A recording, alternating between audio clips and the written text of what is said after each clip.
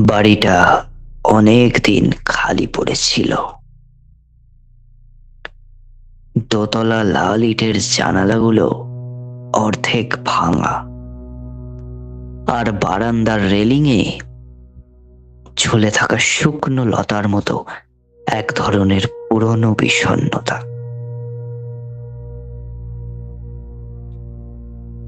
অরিন্দম বাড়িটা কিনেছিল সস্তায়, কারণ সে বিশ্বাস করত মানুষের ভয়ে শুধুই থাকে গল্পে, ইটে নয়। কিন্তু প্রথম রাতেই সে বুঝতে পারল যে কিছু কিছু ইটও গল্প বলতে জানে। রাত তখন প্রায় 2টো। বাড়ির ভেতর নিস্তবতা জমে উঠেছে, এমন নীরবতা যেখানে নিজের হৃদস্পন্দনও অপরিচিত মনে হয়।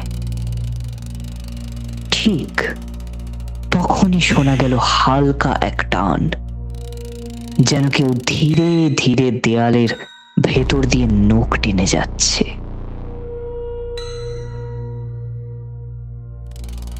অরিন্দম বিছানায় উঠে বসল। শব্দটা থেমে গেল তখনই।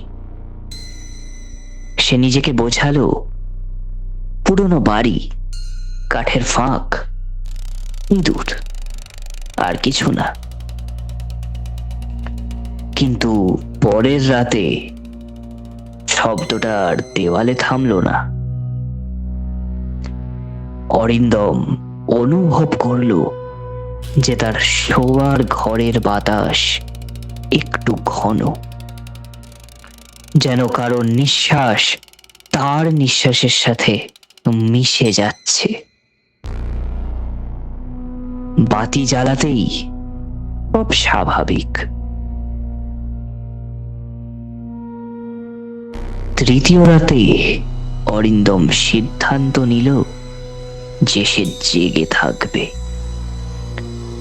রাত 3টের পর ঘরটা ধীরে ধীরে ঠান্ডা হয়ে এলো।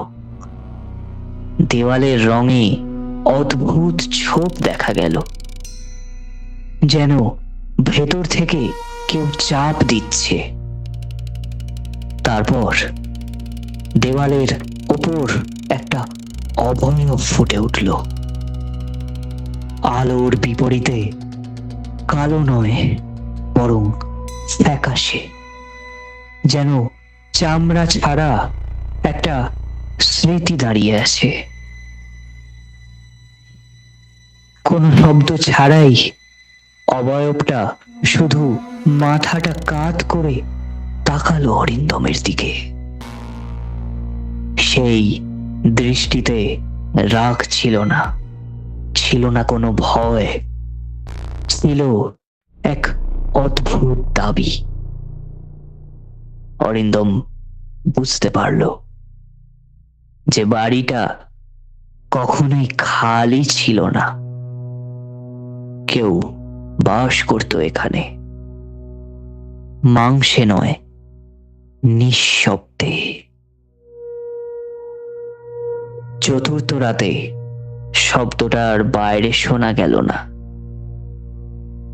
এবার সেটা এলো ভেতর থেকে, তার বুকের ভেতর থেকে, যেন কেউ ধীরে ধীরে তার শ্বাস নিচ্ছে।